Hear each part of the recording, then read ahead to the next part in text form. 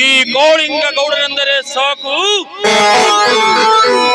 ಗಡ ಗಡ ಗಡ ಗಡ ನಡುಗುತ್ತದೆ ಈ ಹಳ್ಳಿ. ಈ ಗೋಳಿಂಗ ಗೌಡನಿಗೆ ಎದುರಾಗಿ ನಿಲ್ಲುವರು ಯಾರು ಹುಟ್ಟಿಲ್ಲ,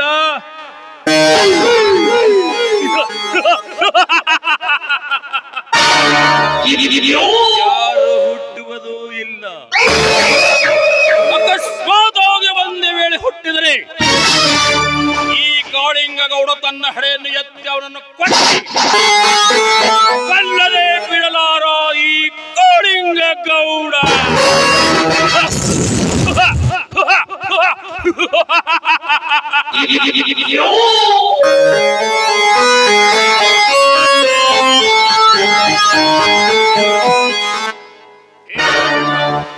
ವಿಷಕಂಠ, ಲೇ ವಿಷಕಂಠ,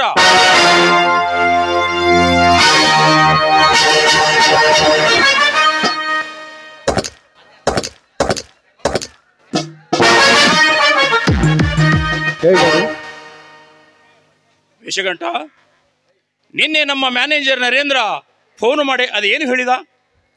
ಏನಿಲ್ಲ ಡ್ಯಾಡಿ, ನಾವು ತಯಾರಿಸುವ ಖೋಟಾ ನೋಟಿನ ಬೇಡಿಕೆ ಹೆಚ್ಚಾಗಿದೆಯಂತೆ. ಬಾಂಬೆಯಲ್ಲಿ ಒಳ್ಳೆಯ ಲಾಭ ಕೂಡ ಬರ್ತಾ ಇದೆಯಂತೆ. Good, very good. Narendra, Vishakantha, ನಮಗೆ ಬರಬೇಕಾದ ಡ್ರಗ್ಸ್ ಇನ್ನೂ ಬಂದಿಲ್ಲ, ಏಕೆ ತಡವಾಗುತ್ತಿದೆ? ನೀನು ಬೆಂಗಳೂರಿಗೆ ಹೋಗಿ ನಮ್ಮ ಪ್ರತಿಯೊಂದು ಕೆಲಸದಲ್ಲಿ ತಡೆಯಾಗಿ ನಿಂತಿರುವ ಆ PSI ನನ್ನು ಒಂದು ಮಾತು ವಿಚಾರಿಸಿಕೊಂಡು ಬರಬಹುದು. ಆಯ್ತು ಡ್ಯಾಡಿ, ಹೊಂದಿಕೊಂಡು ಬದುಕಿದರೆ ಮಾತ್ರ ಅವನ ಜನನ, ತಪ್ಪಿ ನಡೆದರೆ ನರೇಂದ್ರನ ಕೈಯಲ್ಲೇ ಆತನ ಮರಣ. ನಾನಿನ್ನು ಹೋಗಿ ಬರ್ತೇನೆ ಡ್ಯಾಡಿ. ಹೋಗಿ.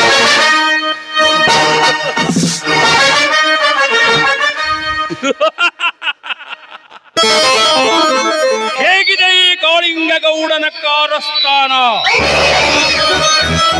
ಈ ಕಾರಸ್ಥಾನದಲ್ಲಿ ತಲೆ ಎತ್ತಿ ಮೆರೆಯುವುದೇ ಈ ಗೋಳಿಂಗ ಗೌಡನ ಹಠ. ಇಚ್ಛಾರ ಏ ಶೆಟ್ಟಿ, ಶೆಟ್ಟಿ,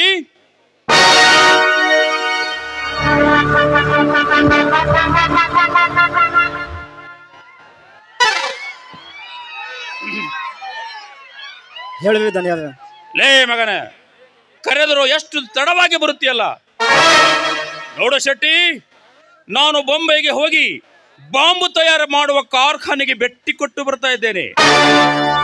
ಅಲ್ಲಿಯವರೆಗೆ ಈ ಮನೆ ಜೋಪಾನವಾಗಿ ನಿಂತುಕೊಳ್ಳು. ಇನ್ನು ನಾನು ಬರ್ತೇನೆ.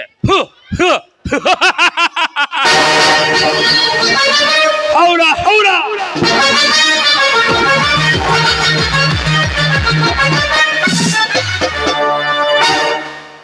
ಹೋಗಿ ಬನ್ನಿ ಧನ್ಯವಾದ. ದೇವರು ಒಳ್ಳೇದು ಮಾಡಲಿ ನಿಮಗ.